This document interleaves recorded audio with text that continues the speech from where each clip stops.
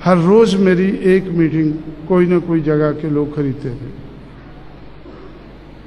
ऐसे 100 मीटिंगें मैंने 12-12 हज़ार में बेची तो 12 लाख रुपया इकट्ठा हो गया।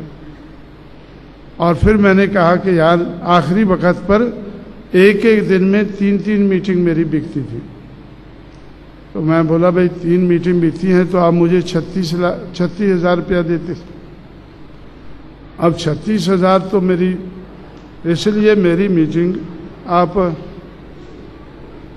52 साल मेरी उम्र हो गई है, वेट के हिसाब से नहीं, अभी मेरी उम्र के हिसाब से खरीदो। तो पहली मीटिंग मेरी जलगांव डिस्ट्रिक्ट में 52,000 में बिकी। मैंने बोला कि 52,000 रुपया, 52,000 लोग सामने होने चाहिए और 3,000 लोग बाइसिकल पर आए। तो इस तरह से एक सोच बनाकर उसको बढ़ाना शुरू किया।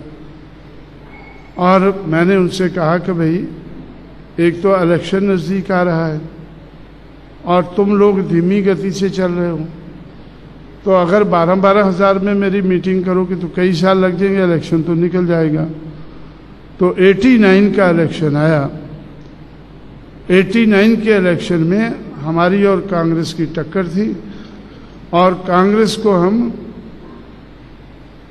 जो हमेशा जीता करती थी, हर इलेक्शन जीता करती थी, तो मैंने इलाहाबाद में खुद खड़ा होकर कांग्रेस को हराया।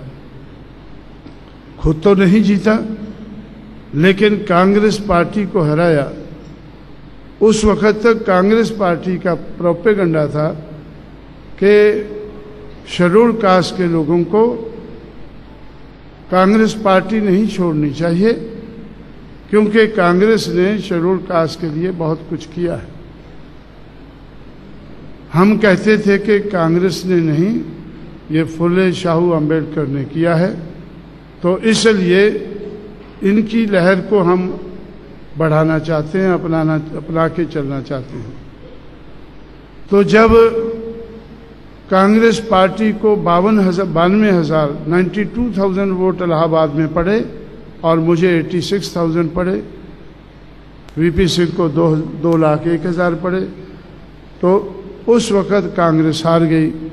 तो उसके बाद कांग्रेस ने प्रोपेगेंडा बदला कि ये लोग अब कांग्रेस को हराने लायक तो बन गए हैं लेकिन जीतेंगे कभी नहीं। ये अम्बेडकर को मानने वाले हैं। अम्बेडकर खुद कभी पार्लियामेंट में नहीं पहुंच सका, खुद कभी लोकसभा में नहीं पहुंच सका, तो इसलिए, और इनके लोग, अम्बेडकर के लोग छोड़कर तो आज कांग्रेस के चरणों में हैं। आज तो बापू के पास पहुंच गए हैं बाबा वाले। तो इसलिए ये लोग कामयाब नहीं होंगे। लेकिन उस वक्त तक मैंने 42 लाख रुपया मेरे पास इकट्ठा हो गया था। 89 का चुनाव मैंने 42 लाख रुपए से दिमाग और हुनर लगाकर हमने 2 MP जिताए और 15 MLA और 6% से ज़्यादा वोट लेकर पार्टी को मान्यता प्राप्त की। तो इस तरह से उसके बाद आज तक कांग्रेस ने हमारे खिलाफ कुछ नहीं कह सकी है।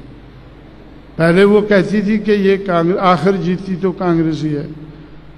उसके बाद जब कांग्रेस को हराने लायक हम बन गए तो फिर उन्होंने कहा कि ये, वो भी 89 तक, कि इनका खाता नहीं खुलेगा। हमने 2 MP जिताकर पार्लियामेंट में खाता खोला और 15 MLA जिताकर असेंबली में खाता खोला। तो उसके बाद हम आगे बढ़ते गए। तो इस तरह से गैर राजनीतिक जड़ों को मजबूत करके हमने राजनीति में हम आगे बढ़े। और जब राजनीति में आगे बढ़े तो आज मैं 4-5 सूबों में सरकारें क्यों बनाना चाहता हूँ, क्योंकि अगर हमें महाराष्ट्र की लहर का मुकाबला करना है तो हमें कई सूबों में सरकारें बनाना ज़रूरी है, क्योंकि महाराष्ट्र में पैसा बहुत खर्च होने लगा है। हर पार्टी बाबा बाबा करने वालों को खरीदती है। अब मैं सोच रहा हूं कि हमें भी इनको खरीदना होगा,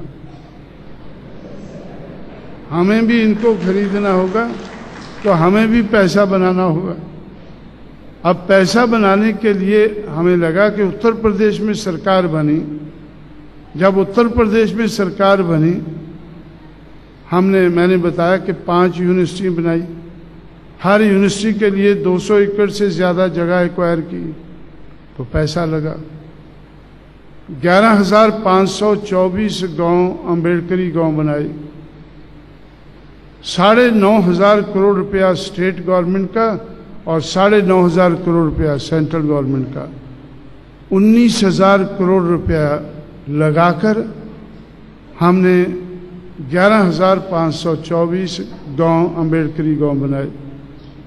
आप लोगों ने इधर कोई ना कोई सुना होगा, बनाते होंगे कि क्या बनाया भाई, अम्बेडकर भवन बनाया। लेकिन जब उत्तर प्रदेश में हमारे हाथ में सरकार आ गई, तो हम लोगों ने 11,524 अम्बेडकर भवन बनाए। 11,524, क्योंकि अम्बेडकरी गांव का जो प्रोविजन है वो 11 पॉइंट प्रोग्राम है। उसमें एक पॉइंट भी है कम्युनिटी सेंटर का, तो कम्युनिटी सेंटर का नाम हमने अम्बेडकर भवन रखा। तो इसलिए एक एकड़ में एक अम्बेडकर भवन बनाया। पैसा तो लगा, लेकिन पैसा आया कहाँ से? सरकार का पैसा लगा। हम लोगों ने अम्बेडकर मेला, परियार मेला, शाहू मेला, कुल्ले मेला, ये मेले जो सरकार लगाती है, पहले उत्तर प्रदेश की सरकार अपने हिसाब से मेले लगाती थी, जो भी सरकार आती थी। सबसे 50 करोड़ रुपया उत्तर प्रदेश की सरकार कुंभ के मेले पे लगाती थी। कुंभ का मेला कभी हरिद्वार में, कभी इलाहाबाद में। हमने कुंभ को ख़त्म किया, हमने ये मेले शुरू कर दिए, अम्बेडकर मेला, फुले मेला, शाहू मेला, परियार मेला। तो और परियार मेला से हमारी सरकार भी गिर गई, क्योंकि परियार उनको सबसे बुरा लगा। तो इसलिए हमने सोचा कि तो अगर तुम्हें सबसे बुरा लगता, हमें सबसे अच्छा लगता है, तो इसलिए तो उसमें कोई बात नहीं, हम अपने बलबूते पे सरकार बनाएंगे। तो उधारी सरकार तो ज़्यादा कुछ कर नहीं सकते, फिर भी काफ़ी कुछ किया हमने। और जो 26,000 करोड़ रुपया हमारे पास बजट था, उसमें से 17,000 करोड़ रुपया हमने तो ये सब काम करने में खर्च किया।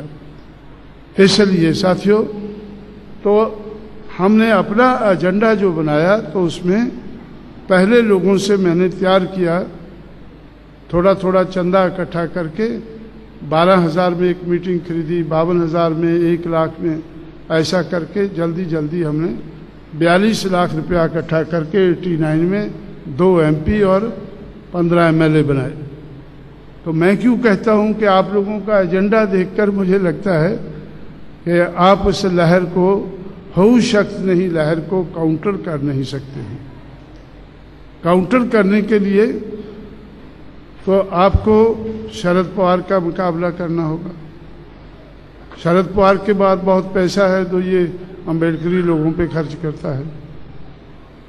फिर माई के पास भी पैसा है, माई के पास भी पैसा है, वो भी लगाती है आप लोगों के ऊपर।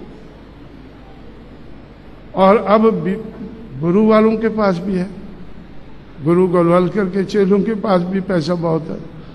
तो इसलिए तो पैसे वालों का मुकाबला आपको ऐसा लगता है कि पैसे वाला ही कर सकता है। अगर आपके ऊपर पैसा लगाना है तो हमें सरकारें बनाना बहुत ज़रूरी है, क्योंकि हम अपने पैसे से आपको खरीदना बड़ा मुश्किल है। तो सरकार के पैसे से ही ये हो शक्त नहीं लहर का मुकाबला करना होगा। इसलिए साथियों, तो मैं, आप लोगों ने हमेशा मेरी मीटिंग लेते हैं कि अब हम, ये तो खुशी की बात है कि आप लोग तो समाज को अपने पैरों पर खड़ा करने की कोशिश कर रहे हैं, लेकिन